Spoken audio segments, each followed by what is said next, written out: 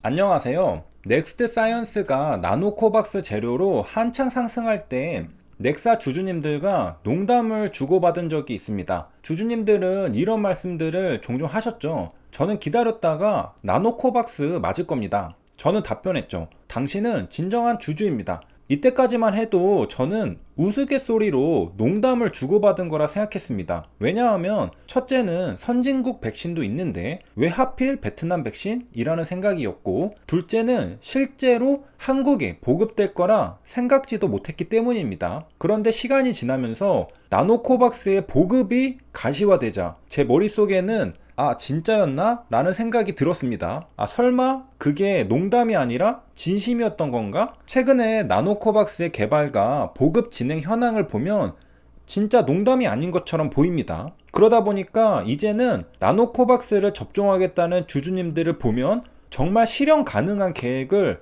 말씀하시는 것 같다는 느낌이 듭니다. 그리고 더욱 놀라운 건 넥사 상승 초창기부터 나노코박스를 접종하겠다고 의사를 밝힌 주주님들입니다. 이분들은 도대체 어디까지 미래를 보고 있었던 건지 소름이 돋습니다. 그래서 초창기 넥사를 매수한 뒤 안 털리고 끝까지 들고 가셨던 것 같습니다. 이번 시간에는 진심으로 나노코박스를 접종하겠다고 말한 주주님들의 시각에서 한번 나노코박스를 분석해 보겠습니다. 나노코박스 접종 계획이 농담이 아닌 진심일 수 있는 이유를 살펴보는 것이죠. 본론을 시작하기 전에 간략하게 먼저 정리해 드리겠습니다. 첫째, 안정성. 둘째, 베트남의 생각보다 오래된 백신 개발의 역사. 셋째, HIV 글로벌 권리 인수로 국내 보급 가능성. 넥사와 LB 주주님들이 나노코박스를 접종하겠다는 말이 허황된 농담이 아닌 이유는 저는 제조업 백신의 안정성에 있다고 생각합니다. 그래서 첫 번째 이유로 안정성을 꼽았는데요. mRNA 백신과 같은 최신 플랫폼 백신들은 역사적으로 검증받은 적이 없기 때문에 사람에 따라서는 불안할 수 있습니다. CDC는 화이자와 모더나 백신을 접종한 후 예상보다 심근염 발생이 많았다고 합니다. 젊은 층에서 많았다고 하는데요. 미국 인구 데이터를 기반으로 한 예상 발병 건수는 최대 102건이었는데 실제로는 283건의 심근염이 발생했습니다. 그래서 CDC가 예상보다 많았다고 말한 겁니다. 젊은 나이인 16에서 24세에서 2차 접종을 마친 후 발생했습니다. 아무리 전문가들이 안전하다고 말하지만 효능이 비슷하다면 조금이라도 더 안전한 백신을 찾고자 하는 사람의 심리는 인지상정입니다. 이런 상황에서 가장 최고의 백신은 당연히 안전한 백신입니다. 그런 관점에서 제조업 단백질 백신은 오랜 기간 사용으로 안정성이 높은 백신으로 알려져 있습니다. 그래서 나노코박스를 접종하겠다는 주주님들의 의견은 안정성의 측면에서 일리가 있고 오히려 더 현명한 판단일 수 있다는 겁니다. 그러면 곧장 이렇게 되물을 수 있죠. 다른 플랫폼 백신보다 제조업 백신이 더 안전해서 제조업 백신을 맞겠다는 건 알겠다. 그런데 왜 하필 베트남 백신인가?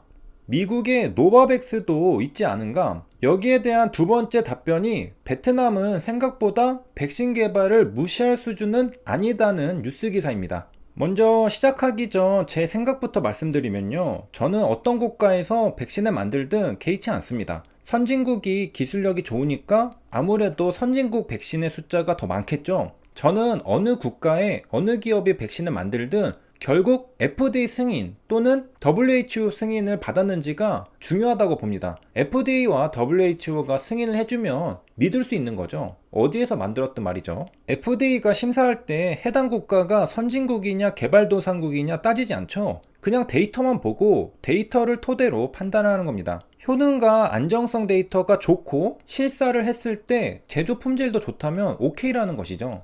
뉴스 기사로 돌아와서요. 베트남은 왜 백신 개발로 무시할 만한 나라가 아닌가 뉴스 기사를 보겠습니다.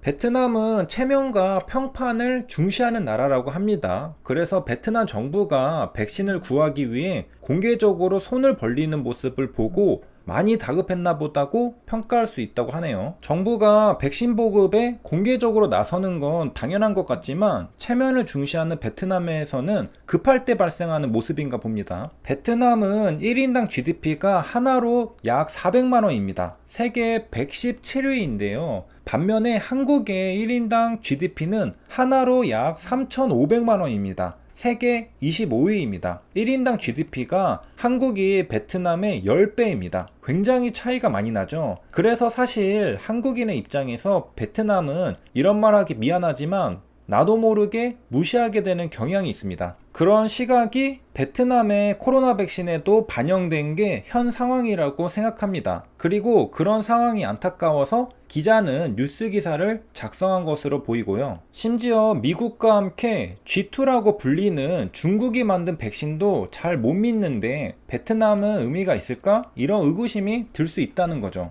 게다가 1인당 GDP 10배인 한국에서도 현재 코로나 백신 개발을 어려워하고 있는 실정입니다. 그런데 어떻게 베트남에서 자체 백신 개발을 할 수 있을까 하는 의문이죠. 그런데 실제로는 나노젠은 나노코박스 개발을 거의 끝내가는 중이고 임상 3상이 곧 끝납니다. 그러니까 여기에서 베트남이 뭔가 있나 생각해 볼 수 있는 부분이 있다는 거죠. 그걸 살펴보겠습니다. 이미 많은 주주님들이 언급해 주셨던 내용이 가장 먼저 나옵니다. 베트남은 백신 개발의 역사가 126년이나 됩니다. 생각보다 오래된 역사를 가지고 있다는 거죠. 그러니까 과거에도 백신 개발을 해봤으니 이번에도 경쟁력 있게 백신 개발을 할 수 있다는 거죠. 베트남의 백신 개발이 126년이나 됐어? 놀라운데요. 그건 바로 프랑스의 영향입니다. 프랑스는 베트남을 식민지배 했었습니다. 그러다 보니 파스테르 연구소가 베트남에 있었던 겁니다. 세계 최초로 백신을 개발한 곳이죠. 그래서 베트남이 뜻밖에도 백신 개발의 역사가 100년이나 넘어갔던 겁니다. 이런 베트남의 백신 역사는 다음 시간에 이어서 다루고요. 다음 세 번째입니다. 나노코박스를 접종하기로 한 주주님들의 생각이 진심인 이유 세 번째는 HAB와 나노젠의 글로벌 권리 인수 MOU입니다. 이미 많이 다룬 내용이죠. 이번 MOU를 통해 나노코박스의 국내 보급 가능성이 생겼습니다. 아무리 주주님들이 나노코박스를 맞고 싶다고 해도 국내 보급이 안 되면 그냥 농담인데 이번엔 진짜 국내 보급 가능성이 생겼습니다. 그래서 이제는 마냥 농담으로 치부하기에는 진짜일 가능성이 커져버린 것이죠. 그리고 오래전부터 진심이었던 주주님들도 계신 것 같아 놀라울 따름입니다. 그래서 이번 시간에는 LB넥사 주주님들이 나노코박스를 맞고 싶다는 게 농담이 아니라 진짜일 수 있는 이유에 대해 알아봤습니다. 제조업 백신의 검증된 안정성과 베트남의 오래된 백신 개발 역사, 그리고 실제로 HAB로 인한 한국 보급 가능성입니다. 여기까지 시청해주셔서 감사합니다.